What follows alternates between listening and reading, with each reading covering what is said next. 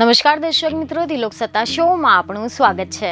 આ વખતની લોકસભાની ચૂંટણીમાં યુપીમાં શરમજનક હાર બાદ બીજેપીમાં સળગેલો દાવાનળ શમી રહ્યો હોવાના અહેવાલ સામે આવ્યા છે।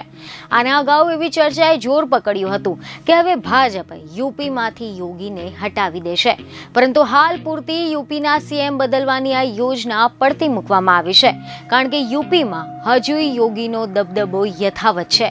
ભાજપ સંગઠન અને યોગી સરકાર વચ્ચેના તણાવનો એપિસોડ સમાપ્ત થઈ ગયો છે। યોગી આદિત્યનાથ યુપીના સીએમ રહેશે અને 2027ની વિધાનસભાની ચૂંટણીમાં પણ તેમના નેતૃત્વમાં જ લડવામાં આવશે, જેને જોતા એવું કહી શકાય કે યુપીમાં યોગી બાબાનો ચારેય બાજુ જલવો જોવા મળી રહ્યો છે। ખબરો એવી મળી રહી છે કે યુપીના ડેપ્યુટી સીએમ કેશવ પ્રસાદ મૌર્યની નિવેદનબાજીથી કેન્દ્રીય નેતૃત્વ જરાય ખુશ નથી।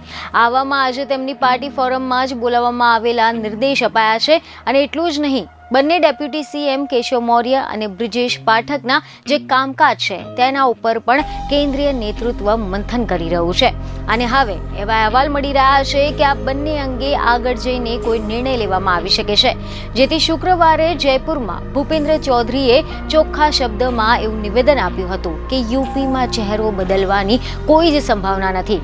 જોકે આના અગાઉ 15મી જુલાઈના રોજ કાર્ય સમિતિની બેઠકમાં સીએમ યોગી અને ડેપ્યુટી સીએમ કેશવ પ્રસાદના અલગ અલગ સૂર હતા, જ્યારે સરકાર અને સંગઠન વચ્ચે ચાલી રહેલી ખેંચતાણ ખુલીને બહાર આવી ગઈ હતી, જેમાં સીએમ યોગીએ આગળ બધાને જ એક સાથે ચાલવાનું કહ્યું તો કેશવ પ્રસાદ મૌર્યએ કહ્યું કે સરકારથી મોટું સંગઠન છે।